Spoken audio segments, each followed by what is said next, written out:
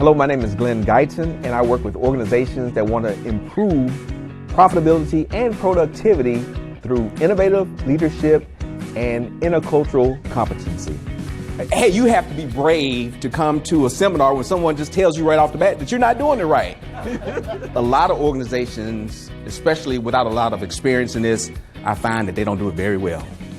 Actually, they probably in the process alienate more people than they bring people in. But I want to give you some tools to help you talk to the bosses, to show them how diversity and inclusion can increase your bottom line. One of the key things as you begin to look at your programs, you look at your organization, is to ask yourself, do you have the right people in the room? That's key. That's the first step into building effective diversity and inclusion programs. You have to start the process right from the beginning. If you want to include millennials in your planning or increase your draw, include them in the planning process. If you want to include women in the process, include them at the beginning of the process. Don't come up with a plan. Don't have a whole bunch of men sitting up in a room and come up with a plan and say, ladies, what do you think about this wonderful plan? You're already starting it off wrong. Don't have a whole bunch of people from one cultural perspective to come up with a plan. We think this will be good for you people. What do you people think about this plan that we developed? It's not going to work. No one else was in the room where it happened, Get the right people in the room. I offer a variety of workshops to help companies and organizations think through their diversity and inclusion goals. I especially like working with young people.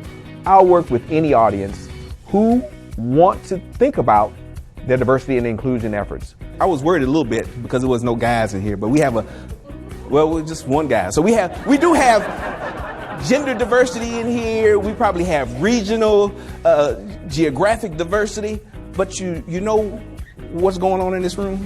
Only one person has power, and that's me, the man with the mic. I'm dictating the program. I'm telling you what to do. We need to get to the place where we begin to leverage how those people want to be engaged. Diversity, you're just in the room. But now once you're in the room, what are you going to do? How are you going to show that you value me? Get down to the good part. When we going to get to the good part? Okay, very good. I just taught you all a Houdini song. This is what culture is like. Culture is like a blooming onion. Why did I say that? Because culture is tasty. It's delicious. And it's also layered. You know, like when you you have to peel back all the layers to get the seasoning in and the batter in. But that's what culture is. Sometimes we just focus on the very top levels of culture, like the music or the food. But culture goes more deeply than that. This is the rap portion of the seminar. You need to get some glasses like DMC. You have to broaden your perspective. In order to begin to truly be inclusive, we need to shift perspective and say, okay, this is how it looks from this other person's perspective. I get it now. In order for real change to happen, it has to become institutionalized. So when you're doing the grassroots activism, it's fine, but it has nowhere where to go.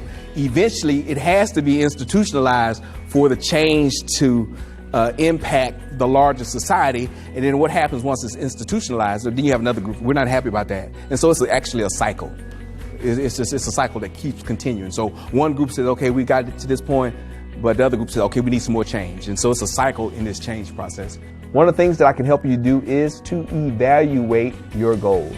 And I want to make sure that your organization not only walks away with some good ideas, but you're able to measure and assess your progress as you work to be in a more diverse and inclusive organization.